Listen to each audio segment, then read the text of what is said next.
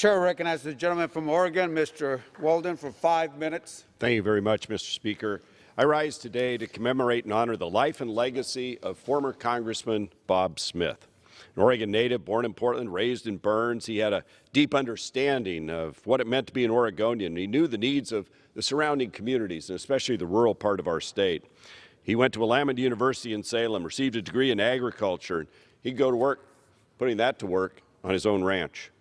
In 1960, Bob's career as a public servant began when he was elected to the Oregon House of Representatives. He served there in the State House until after 1972. He was Speaker of the Oregon House during the 1969-1971 session. I remember as a 13-year-old youngster going with my father, who they were recruiting to run for the legislature, down to Salem to see Bob Smith and Speaker of the House, and about this tall, and I looked up, and here's this giant of a man in Oregon politics, but a very kind soul. He then served in the state Senate from 73 to 82, and when Oregon got its 5th congressional seat, he ran for that and was elected. He actually ran 31 different times for election, never lost a single one. State House, Bob passed a number of pieces of legislation. He always stood up for farmers and ranchers in eastern Oregon and for lower taxes. He led the effort in the Congress to pass a balanced budget amendment, and in the state Senate, he actually helped pass the kicker law, which said when Oregon collects more tax revenue than anticipated, that goes back to the taxpayer. And that went into the Constitution eventually. Bob went on to serve here, as I said, for 14 years, from 83 to 95, and then came back chair of the Agriculture Committee when he returned from 97 to 99. I'm joined here on the floor today by a colleague from Oklahoma, Mr. Lucas, who served with Chairman Smith on the Ag Committee, and I would yield him 2 minutes. Thank you, Mr. Chairman, and I appreciate you yielding. The honor of being here to discuss my Ag Committee Chairman, my colleague for 2.5 years, Bob Smith, is truly an honor. When I was sworn in a special election and I first surveyed this body, one of the faces I recognized was this huge figure of a man standing at the back brass rail. I can still almost see Bob right over there, surveying the House floor, watching the process.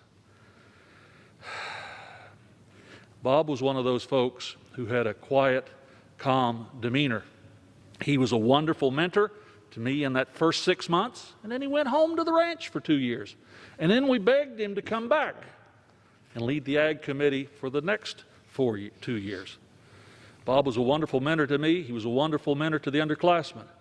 And the first times that I went with the committee on trips to understand agriculture around the world was with Bob. And he had a diplomat's style of skill. He was firm, as Congressman Walden remembered. He wouldn't take anything from anyone, but he had a way about him. He gained your trust. He gained your confidence. It's hard to believe that he's not with us anymore. But Bob was one of those folks whose personality and his heart and his intellect was just as big and broad as those shoulders were. I consider myself fortunate to having served with him. I know the family will miss him with intensity forever. But you know, colleague, 89 years is a good long life. Yeah. And I can promise you in the time I served with him here, he lived it to the fullest.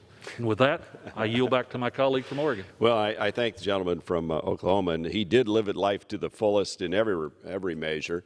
And when he and Kay and Matt and Tiffany and Chris all lived back here, they had a farm outside in Virginia, and then he'd commute to Oregon.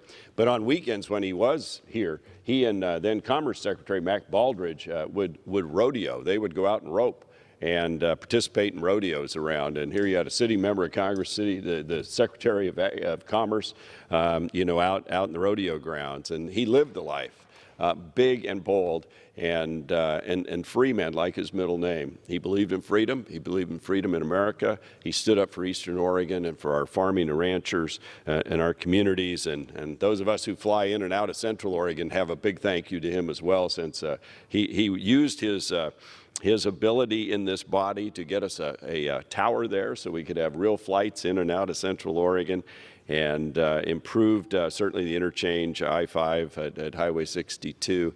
He did so much for our state. He stood strong for our country.